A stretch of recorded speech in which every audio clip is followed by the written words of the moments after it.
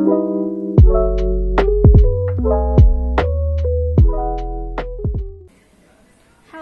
Assalamualaikum warahmatullahi wabarakatuh. Perkenalkan, nama saya Anggit Tiara Zarani dengan NPM 1901011017 dari kelas C semester 5. Di sini saya akan menjelaskan beberapa materi mengenai Al-Quran Hadis dan pembelajarannya.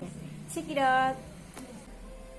Baik, untuk yang pertama saya akan menjelaskan tentang bagaimana konsep merdeka belajar dan pendidikan di era 4.0.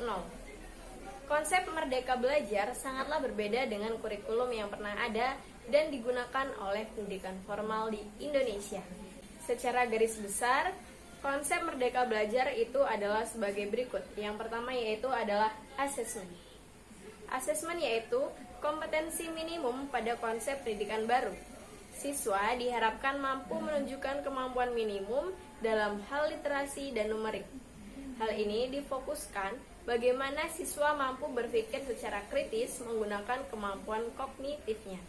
Kemudian yang kedua yaitu ada literasi.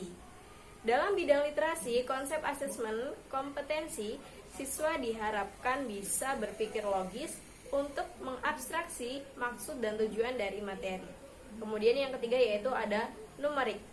Begitu juga dalam hal numerik atau pada pelajaran, khususnya matematika, siswa tidak boleh hanya menghafal formula atau rumus, tetapi juga menemukan konsep dasarnya. Jadi siswa harus mengerti bagaimana cara-cara mengerjakannya.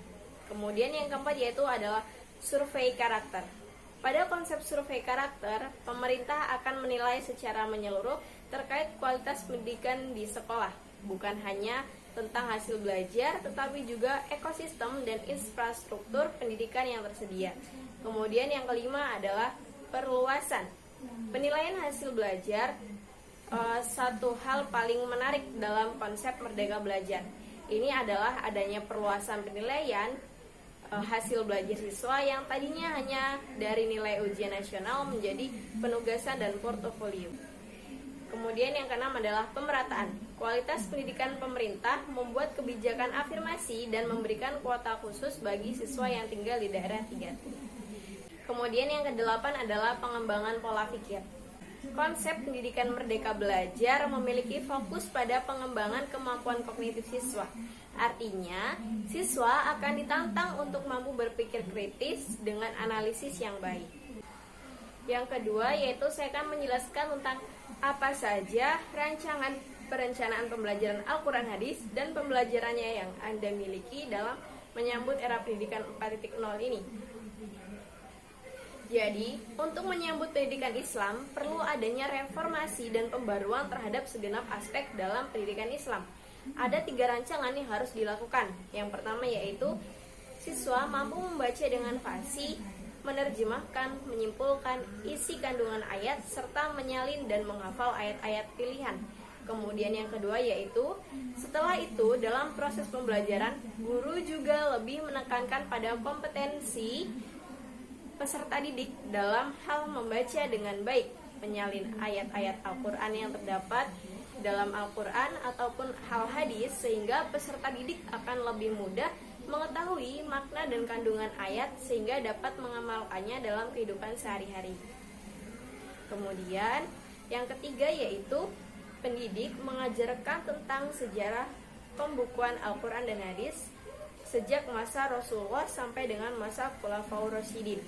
Kemudian yaitu pokok-pokok ilmu tajwid yang meliputi teori dan penerapannya dalam setiap kegiatan pembelajaran membaca Al-Quran. Dan yang kemudian yaitu terjemahan dan kesimpulan isi kandungan Al-Quran dan hadis yang berkenaan dengan keimanan, ibadah, akidah, akhlak, dan pengetahuan.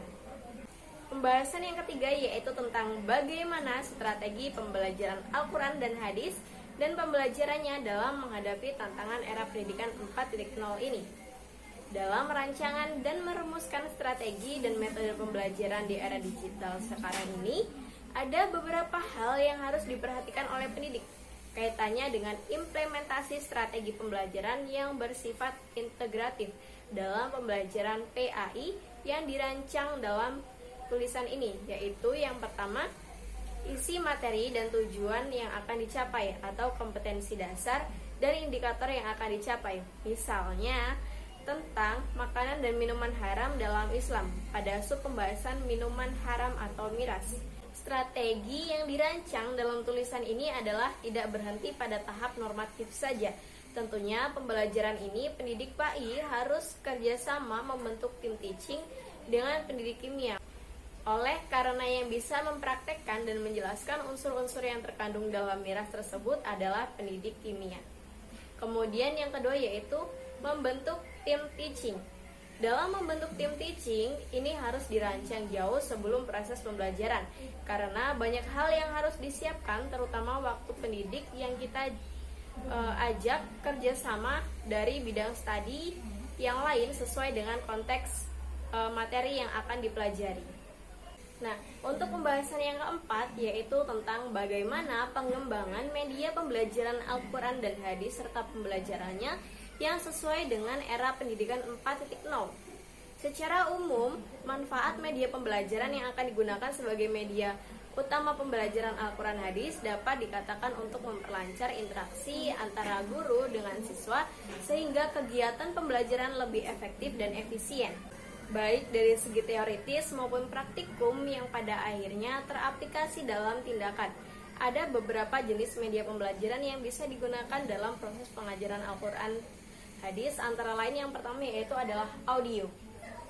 Jadi, media audio memudahkan dalam mengidentifikasi objek-objek, mengklasifikasikan objek, mampu menunjukkan hubungan spasial dan dari suatu objek, kemudian membantu menjelaskan konsep abstrak menjadi lebih konkret. Kemudian yang kedua yaitu adalah animasi. Media animasi mampu menunjukkan suatu proses abstrak di mana pengguna ingin melihat pengaruh perubahan suatu variabel terhadap proses tersebut. Namun, media animasi menyediakan suatu tiruan yang bila dilakukan pada peralatan yang sesungguhnya terlalu mahal dan berbahaya. Misal, simulasi melihat bentuk tegangan listrik dengan simulasi oscilloscope atau melakukan praktek menggunakan pesawat dengan simulasi penerbangan. Nah, jadi pemilihan media pembelajaran Al-Quran hadis dengan menggunakan multimedia dapat digunakan dalam pembelajaran di dalam kelas atau pembelajaran sendiri. Bisa juga digunakan untuk pembelajaran di rumah dan di sekolah. Jadi sesi pembelajaran bisa disesuaikan dengan tahap penerimaan dan pemahaman siswa. Nah, kemudian yang kelima yaitu tentang pendapat saya yang tentunya didukung dari berbagai teori yang kuat terkait evaluasi pembelajaran Al-Quran hadis dan pembelajarannya dalam suasana yang berdampingan dengan COVID-19 ini. Jadi, Al-Quran dan hadis adalah bagian dari mata pelajaran pendidikan agama Islam yang diberikan untuk memahami dan mengamalkan Al-Quran. Namun, dengan mewabahnya virus corona atau COVID-19 di awal tahun 2020 telah menciptakan kebutuhan khusus dalam proses pembelajaran dan perlunya menjaga jarak dalam interaksi sosial atau social distancing, karantina, dan isolasi, sehingga setiap individu yang rentan tidak akan terkena virus. Upaya tersebut dilakukan salah satunya dengan tujuan agar sistem perawatan dan kesehatan tidak kewalahan akibat meningkatnya jumlah pasien yang harus dilayani. Maka saya pun merancang pembelajaran melalui WhatsApp group dan juga aplikasi Google Form yang sekiranya memudahkan peserta didik dalam mengikuti proses pembelajaran dan evaluasi.